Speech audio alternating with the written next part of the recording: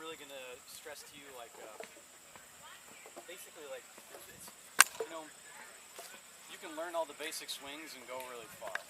The basic swings will take you quite a long way. If you can swing correctly, you should be able to do pretty well. Now, the next step from learning how to swing is learning how to swing the right swings at the right time and achieve the right responses from those swings that you want. Okay? So I'm going to talk about, starting this off, I'm going to talk about guard positioning, right? Now, if you've taken our basic classes, we've explained, you know, what the different guards do. You know, your denial guard denies inside or outside lane. Your baiting guard baits either high or low, right? Ranging guard keeps distance. Open guard invites open, right? The basics. But now,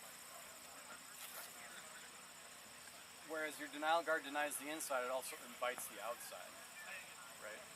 Does that make sense to everybody? So based on that premise, we can really start to build new ideas. We can really start to work from shot to shot. So, the basic idea that I want to talk about immediately is if you, like, when I throw a shot, once I throw a shot, depending upon where my hand is at the contact of the shot and where I hit on his weapon is going to dictate what his response is. Okay? So if I throw high and outside on his sword, right, his response is going to be there because my hand is pointed out, right? So if I want him to return to arm, my hand's going to be pointed out, right?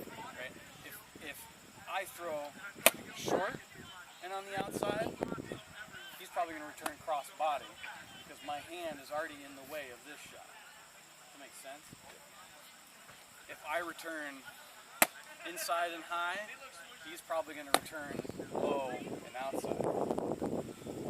90% of the time, if you throw outside on somebody, they're going to return in. If you throw inside on somebody, they're going to return out. Make sense? If you return low, or if you throw low, they're going to return high. If you throw high, they're going to return low. 90% of the time. Now, a lot of people will want to come back outside because a lot of people are comfortable with the outside. You got to get over it. You got to be comfortable throwing on the inside lanes. It's very important. Okay. So, this guard position, right? If I want him outside because I want inside lane control, but let's say that he's got a good denial guard on the inside to start this fight. So when I open, I might open like this, right? And once I do that, I can bring my tip here, and that pretty well forces him outside. Or even if he crosses here, you know, he's done a good job of cutting off my lane control. You know, but I can still fight for it, right? I can still strike far back, or I can just strike hand, right? Until I eventually get my tip inside his, and then I can get the lane control I want. That makes sense? So think about your guard position. Once you swing, where your hand is afterwards, right? If I want him to return outside on me, I'm probably going to throw here, right? Because my hand is cut. Where my hand is after this shot, I've cut off my inside lane completely, and I've given him good access to this, right? Does that make sense? Now, especially when people are fighting like sword and board and sword or even single sword, they feel like they need to be covered at all times, like you can't have any openings. Well, I say that is a dramatic flaw in the fighting idea. Okay? You need to give them enough bait. You need to lead that carrot around your body so they start moving where you want them to move. Right? Because if I throw a shot and I'm completely protected, I have no idea where it's going to go. And that's not good. In single sword, you always want to have a good idea of what you're presenting to them and what you have open to them, and thus giving you an idea of where they should be going. Doesn't mean it's always going to work that way. You got to watch them still. guard position is a lot more important than people make it out. Alright, now the idea of hand matching. You see all my guys hand match. Hand matching is bare basics, is when he's fighting left-handed, I'm fighting right-handed, we're mirrored, we're hand matched. If I'm fighting left-handed and he's fighting right, we're mirrored, we're hand matched. Okay?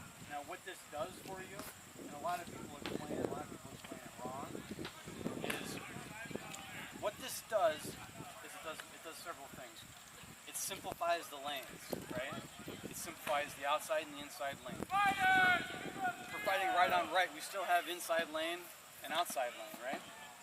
But it's much harder to reach for the outside lane than it is the inside lane, right? From here, the outside lane and the inside lane are pretty well equal, right? Also, what hand matching does, go back to that, when we're here, in order to strike body on inside lane, I need to be much closer. In order to strike outside lane, I still need to be much closer. Right? The only thing I have is this inside lane here that I can fight from distance. When I'm hand matched, I have equal access to outside lane and inside lane while maintaining distance so that he can't strike my body. Right?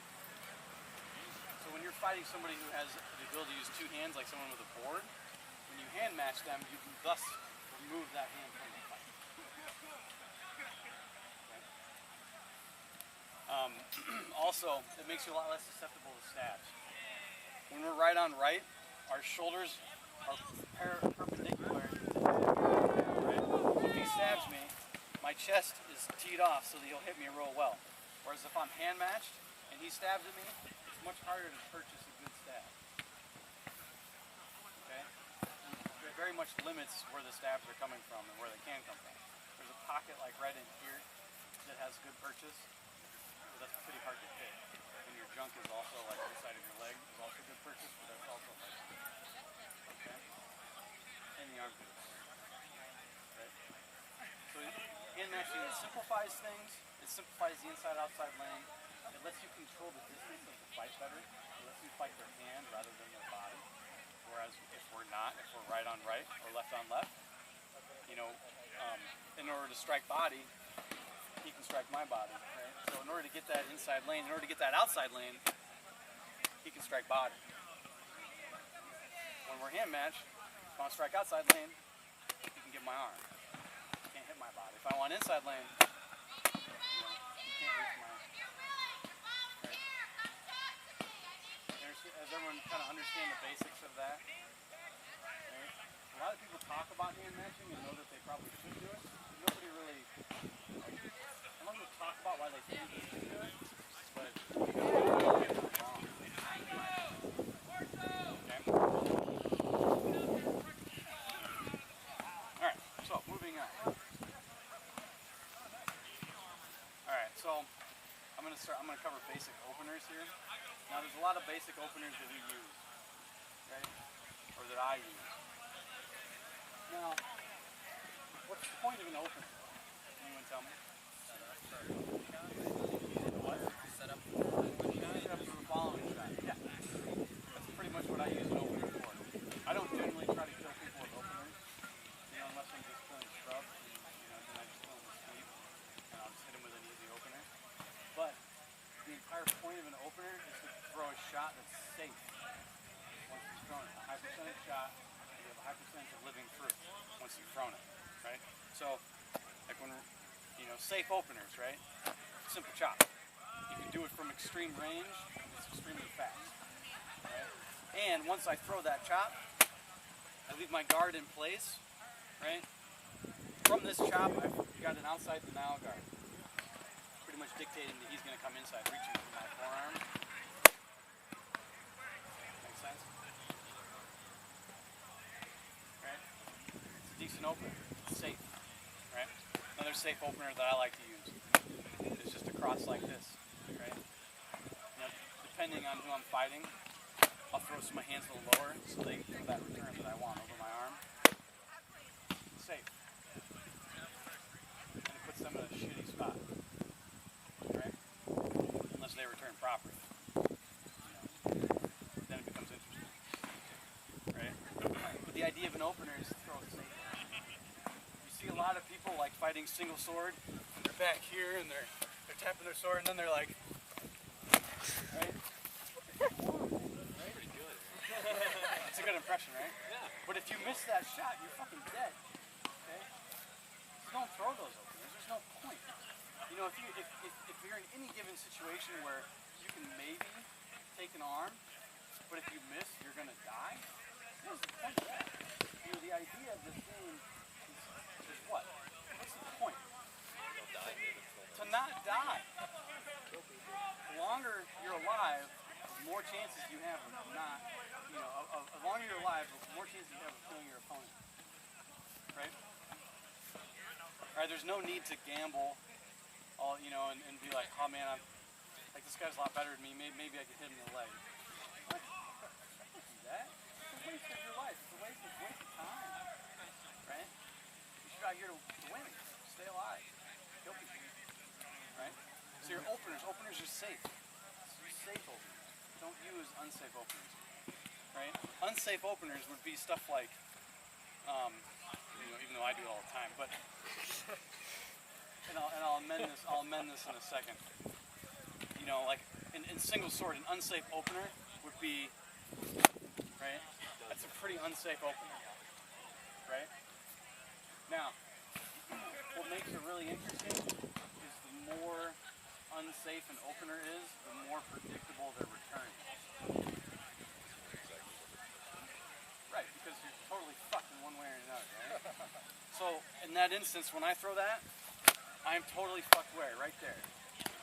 So he's gonna throw that more often than if we're here. He's gonna throw that return more, you know, to my shoulder more often than he'll throw this, because he might throw back body or he might try to come under, right? If you put yourself in a bad situation, it becomes motivating, right? This is why when I'm fighting two sword, you'll see me open low a lot. I might not reach that far for it, but you know, I'll open low and I'll be ready for that return because it's more common that return is going to come. And I throw that because I'm comfortable with the situation and I'm comfortable with what's going on here and what I'm dictating. Right? Other bad openers, like, I mean, pretty much usually reaching to the body in a single sword fight is usually a bad opener. Overextending for a stab. Like this is not necessarily a bad opener, right? Does that make sense? Yeah. But, you know, like, this stab here is a pretty bad opener, right? But people are scared of it. And you can get responses that you want from it without actually committing to it.